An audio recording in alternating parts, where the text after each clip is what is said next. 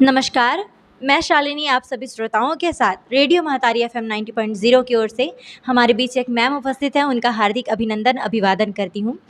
Ma'am एक मितानिन है और उनका नाम है भारती जगत, जो कि मितानिन के पद पर हमारे मोहल्ले के लिए, हमारे मोहल्ले वासियों के लिए बहुत सारे ऐसे काम करते हैं, जो आम आदमियों के लिए करना बहुत ही मुश्किल है। तो आइए मैम के मुँह से सुनते हैं कि वो क्या करते हैं, क्रियाएँ होती हैं। उनके लिए आप लोग क्या-क्या सुझाव देते हैं? उनके घर जाके आप लोग उन लोगों को क्या समझाते हैं?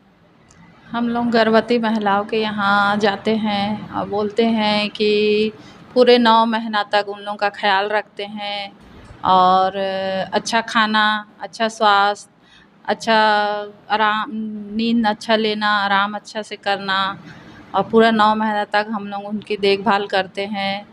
और जो शिशु होते हैं 0 माह के जो शिशु, तो आप शिशुओं के बारे में क्या कहना चाहेंगे कि शिशुओं का ध्यान कैसे रखना चाहिए? उनके खान-पान का ध्यान कैसे रखा जाना चाहिए? बच्चों को ज़्यादा से ज़्यादा साफ़ सफाई से रखना चाहिए और पौष्टिक आहार खिलाना चाहिए।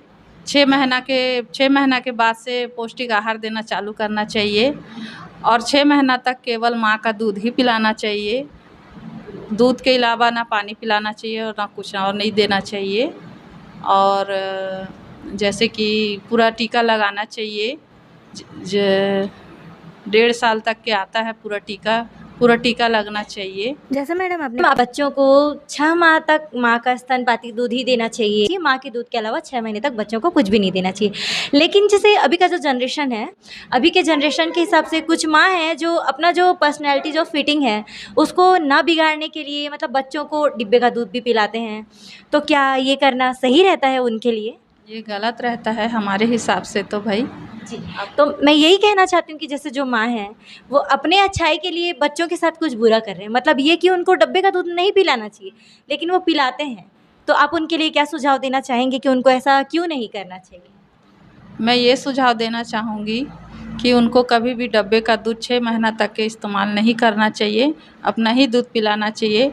माँ के दूध में बहुत पौष्टिक रहता है और बहुत विटामिन, हर बीमारी से माँ के दूध का स्तनपान करने से जो माँ खुद आहार लेती है वो बच्चों के दूध के लिए बहुत पौष्टिक होता है और माँ के सिवा कोई अलावा दूध नहीं पिलाना चाहिए।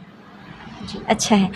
जैसे कि मैंने ये सुना है कि मितानिनों का जो काम है वो होता है कि सरकार के द्वारा आई हुई योजनाओं को लोगों तक पहुंचाना है, ख़ास करके गर्भवती महिलाएं और शिशुओं पे ज़्यादा ध्यान देना चाहिए।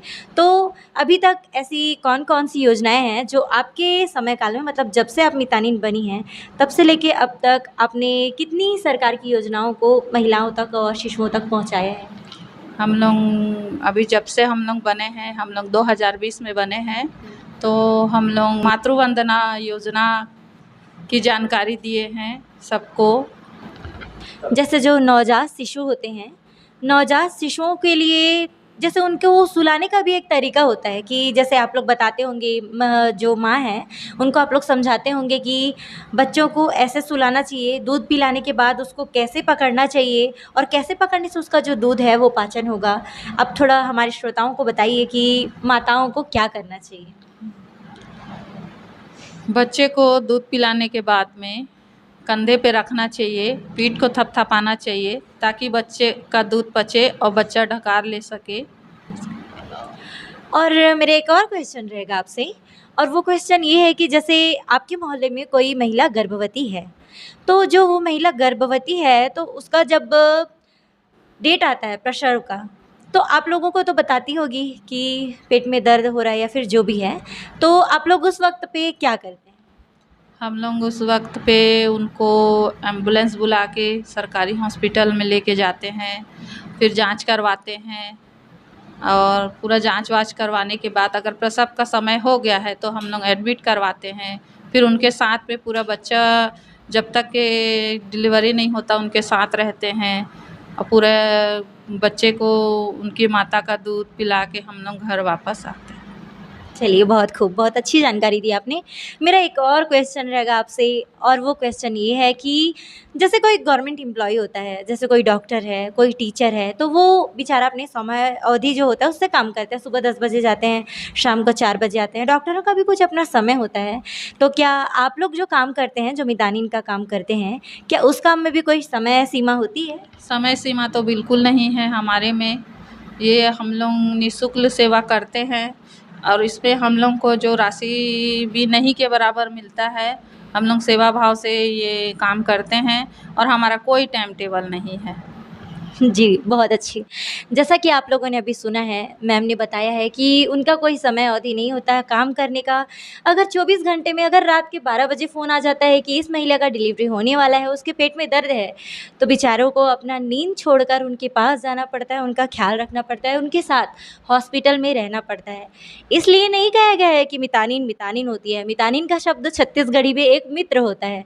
जैसा कि आप सभी लोगों को पता है कि मितानिन का अर्थ होता है मित्र, और मित्र यूं ही नहीं सबको कहा जाता है। मितानिन और मित्र इसलिए कहा जाता है क्योंकि जब कोई महिला किसी परेशानी में है तो उस वक्त जो मितानिन है वो उनकी सहायता के लिए उनके साथ होती है, उनके साथ हॉस्पिटल में जाती हैं, उनकी सभी ज़रूरतों को पूरा करती हैं। जो एक माँ को करना चाहिए साथ में रहकर, वो एक मितानिन पूरा करती हैं। और मैं ऐसे समय में हमारे साथ मिलकर हमारी गर्भवती महिलाएं और शिशुओं के लिए इतने अच्छे से काम करने वाली और उनको समय देने वाली के लिए बहुत बहुत धन्यवाद देना चाहूँगी।